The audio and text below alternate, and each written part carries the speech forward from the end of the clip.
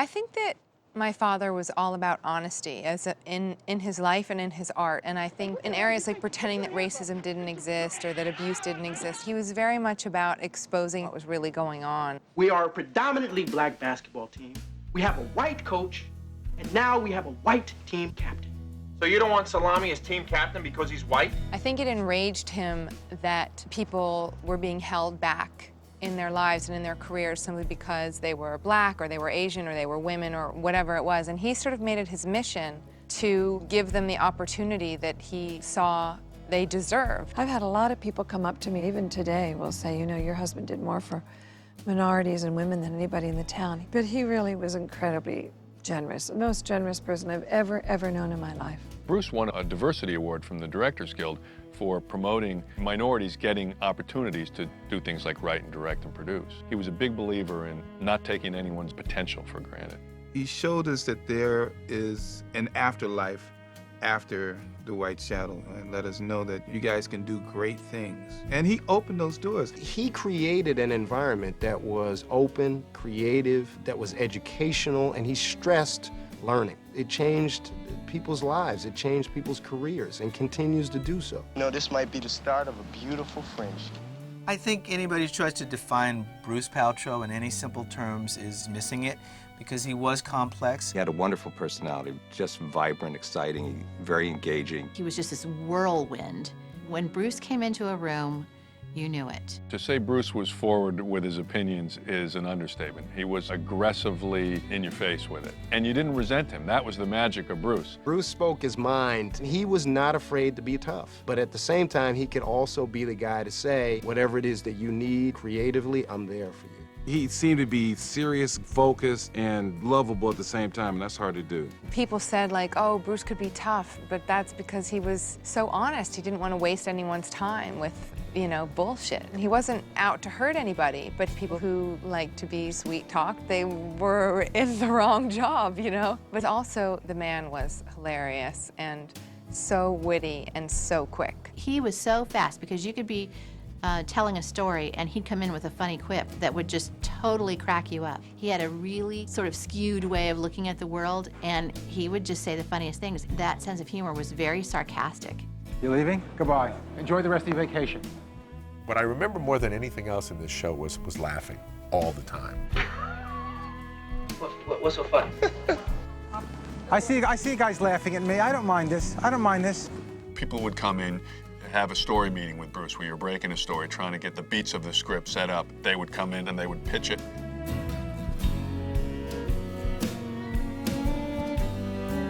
Now, the vampire thing is, there's a disease. Are you serious? This is serious. A serious disease. That's a real disease. I mean, you're like taking drugs again. I have the stuff if you want to.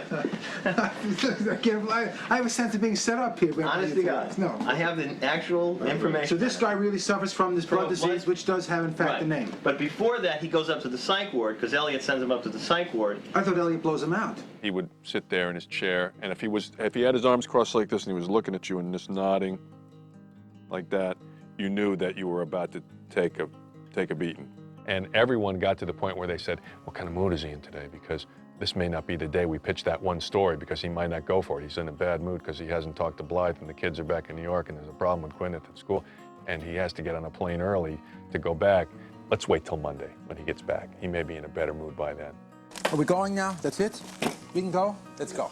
You know, we learned how to play him, but I think, in fact, he was playing us most of the time. So when Bruce would come in the morning, which is always later than everybody else, he'd come striding in, swinging this briefcase, say good morning, I'd say good morning, smile at him, and my first job was to get him his coffee, exactly how he liked it. I speak to no one till I've had my morning coffee. I remember it had cream and sugar. He liked it very light. And I would take it into his desk, and then we'd get started with our day, and then he'd say, get me so-and-so on the line. Call Joe Rabbit. Did he ever come back from dailies? I mean, from lunch? Or whatever. He would just scream from his office what he wanted me to do. Would you call him back, tell him I want to see that footage, please? He had the big corner office, and he was the boss, but he would come striding in the morning. And I'll never forget, though, one time as he crossed my desk, he said, you'll never know how much that smile means to me. Just saying that my smile was meaningful to him was a big deal. Thanks. Now, Bruce is so Akamaya, we say. He's just so down to earth and so funny and fearless. We had talked a lot about who my character would be exactly. And the more he talked with this manner of his and that kind of wise guy, sort of street corner humor that he had, I would just do him because, first of all, I was raised in that same area.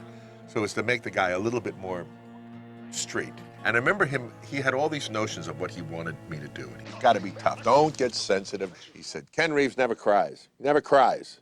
So I did a very big emotional scene with James Whitmore that Bruce was directing. He said, I don't even want to say a little tear, because knowing you, it'll, you know, your lip will quiver or something. He was funny about it. Bruce dealt with everything from his gut. He spent time thinking about things, but it was all intuitive. It was all reactive to him. In the old days, it used to be called street smarts. I don't know what it's called now, but Bruce had that. And he really would be able to distill a situation or a person down to the lowest common denominator pretty quickly. Bruce spoke his mind. He made that very clear to us early on. It was one of those scenes where it was the whole team, and we were just loose as a goose. We were having a great time. Next day, we get a message that Bruce wants to see the entire cast in his office at lunch, and he's fuming. He says, what I saw in dailies today was one of the most ridiculous, unprofessional displays of acting that I've ever seen. This is not the show that I created. You guys are doing something entirely different than what you did in the pilot. In the pilot, you had edge, you were this and tough. And you guys got out there yesterday and you had none of that. And I'm not gonna accept that. That's not the road we're going down. Discipline is the key to life.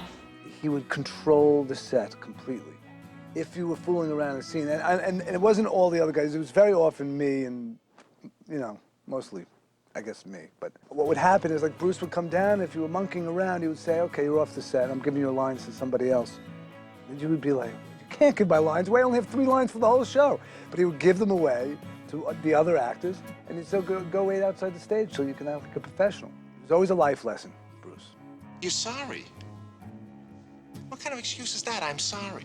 He would come on the set and you wouldn't hear a pin drop. Everybody knew Bruce was around. All the crew people and the cast would get quiet. They would start buckling down. And he wasn't afraid to fire a person or have words. I don't know what I'm going to do with you, Coolidge. You've been a disaster from the start. And I remember coming in late one morning. 10:30? When they came in, they met me around the corner and they said, ooh, Bruce is mad. He's gonna probably say something to you. And Bruce and I had a lot of love for each other, so I played it off then thinking of it. And he met me and he said something to me like, Coolidge, what are you doing? if you can find somebody else that will pay you thousands of dollars a week, then go there, otherwise show up on time. I looked at him real hard for a minute, and I remember turning around and just hitting the lockers and knocking it off its shelf. Say, man, you look to have your face printed in a locker. He didn't say anything right then, but later on, I guess I affected him because he called me alone. He said, look, Byron, you know, I like you, you know I do, but I holler at everybody else. I gotta holler at you, too. Say, you'd be sorry, right, if it happens.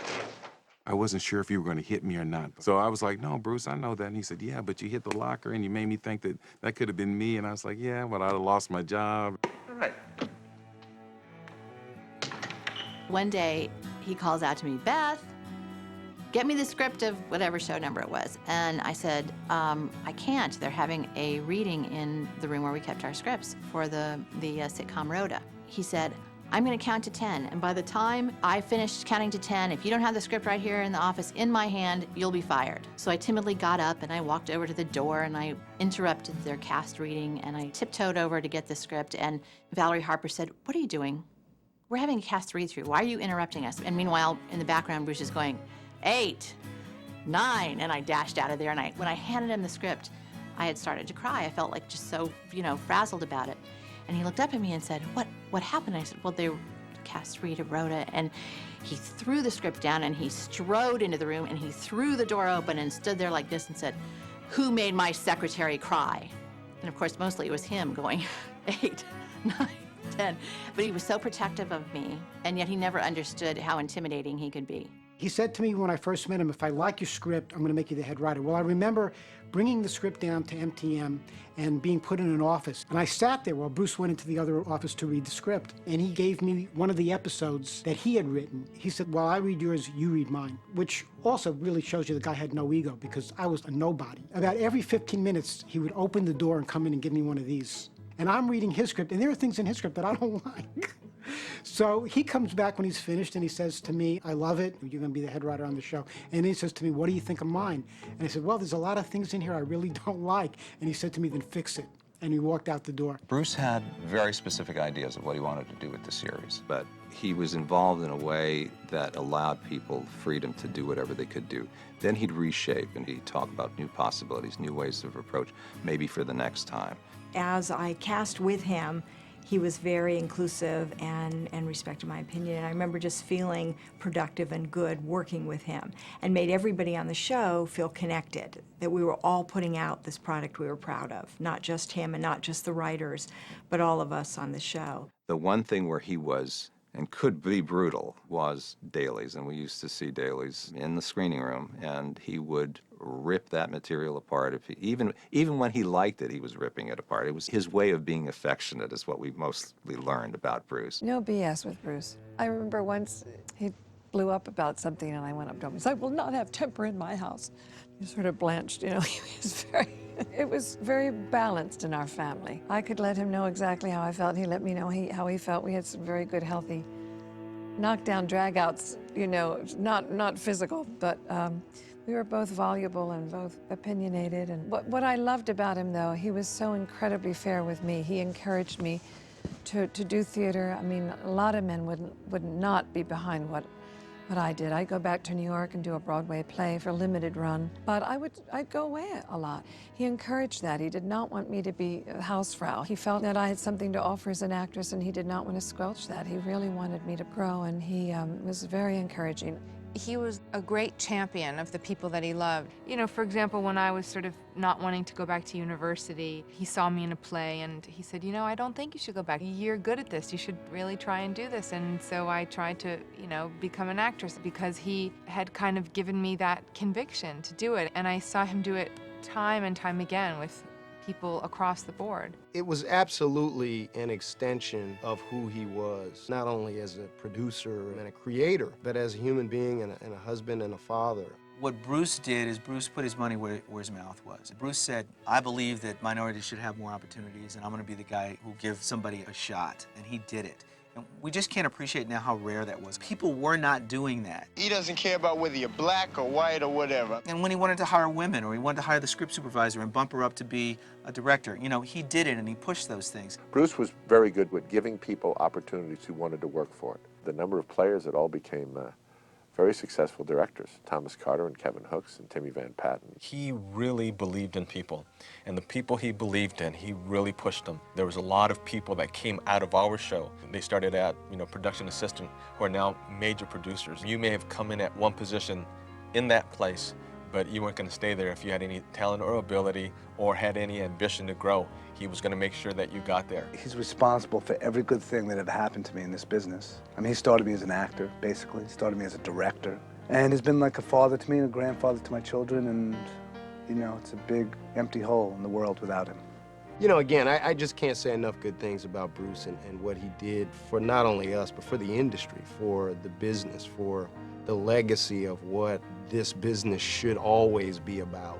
I'm not looking for common denominator television, and I think that if you give somebody an opportunity, you know, to do something that they desperately want to do, you'll get some great things and you get some terrible things, and I'll settle for great and terrible rather than just okay. I don't know where he got that in his life, where that came from, that determination to help other people. But somewhere it sunk into his psyche that in his lifetime, that was part of his path. Bruce grew up in Great Neck, New York, in a family that wasn't artistic. I mean, he was the creative one. I think they all sort of wondered where he came from, you know? Bruce was always a dreamer. He was dreaming of, I guess, dreaming of the white shadow and what was to come ahead. My husband couldn't understand him. Like this one time, I don't know, his father was expounding about something, business, this, that. But Brucey, I'm not sure if he's listening or wasn't listening, but he was making squares and circles and stuff on paper. Later, my husband turned to me and said, do you think he's all right? I said, he's fine.